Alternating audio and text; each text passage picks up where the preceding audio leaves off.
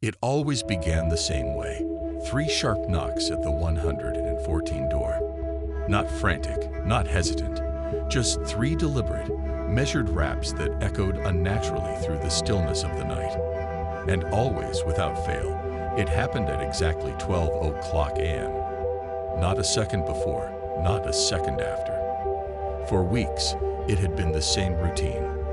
And for weeks, I told myself it was nothing more than a prank. It started the night I moved into the old house at the edge of town, a place locals call the Hollow. I should have known something was wrong the moment I saw it. The realtor's smile was too tight, her eyes darting nervously as she handed over the keys. The house itself seemed tired, sagging under the weight of years of abandonment, its windows clouded with grime. But it was cheap, too cheap to pass up for someone just starting over. The first few nights were uneventful, just me and the creaks of the old wooden floors getting acquainted.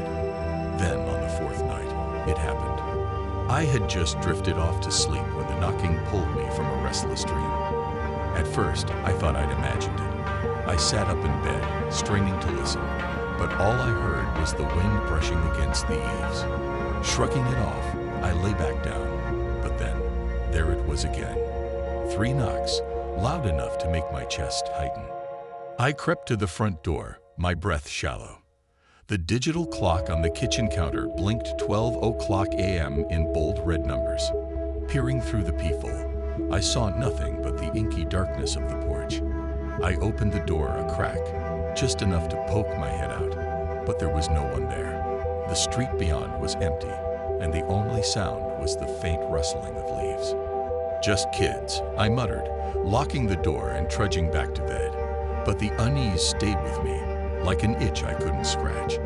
The next night, it happened again, and the night after that. Always 3 knocks, always at midnight. By the 5th night, my nerves were frayed. I tried staying awake, determined to catch the culprit, but the moment the clock struck 12, I felt an overwhelming drowsiness, as if the air itself had thickened. When I finally jolted awake, the knocks had already come and gone, leaving me with nothing but my pounding heart and a sense of dread. The locals weren't much help. At the diner, I overheard whispers about the Hollow and how things happened there.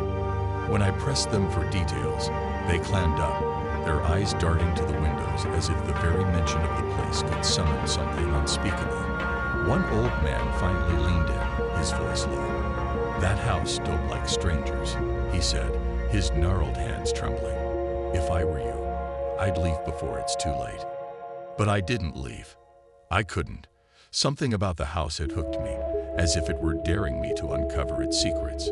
And secrets, I soon discovered, it had in abundance. One night, desperate for answers, I decided to set up a camera facing the front door. Midnight came, and with it, the knocks. My heart pounded as I replayed the footage, but what I saw made my blood run cold. The door rattled under the force of the knocks, but there was no one there. Not a shadow, not a figure, just the empty porch. I scoured the house for clues, poring over every dusty corner and cobwebbed attic beam. That's when I found the journal. It was tucked behind a loose brick in the fireplace, its leather cover cracked with age. The entries were written in a trembling hand, detailing the life of the previous owner, a woman named Eleanor. She wrote of hearing knocks at the door, always at midnight. The last entry was scrawled in frantic, nearly illegible letters. Asterisk, do not open the door. No matter what you hear, do not open it. It's not what it seems. It's not human. Asterisk. The last entry was scrawled in frantic, nearly illegible letters. Asterisk, do not open the door. No matter what you hear, do not open it. It's not what it seems. It's not human.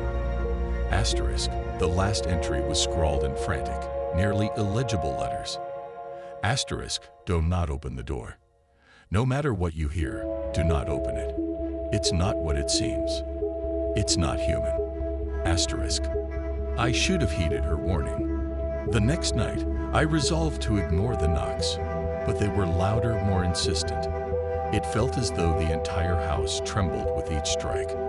I plugged my ears, trying to block it out, but then I heard it, a voice. Low, gravelly, yet oddly melodic. It called my name, beckoning me to open the door. When I reached the door, I stopped. The voice was clearer now, coaxing, pleading, promising safety, answers, even salvation. My hand hovered over the lock, my heart pounding. Then I remembered Eleanor's journal and yanked my hand away. The voice shifted, its tone darkening. It hissed my name, each syllable dripping with malice. The doorknob rattled violently, as if something on the other side was desperate to get in. I screamed, "Leave me alone," and backed away, clutching the journal to my chest. And just like that, the knocking stopped. The silence was deafening, heavy with the weight of something unfinished. That was last night. Now I'm writing this, hoping someone, anyone, will believe me. I don't know what's outside that door, and I don't want to find out. The clock says it's 11:58 p.m. The knocks will come soon, as they always do.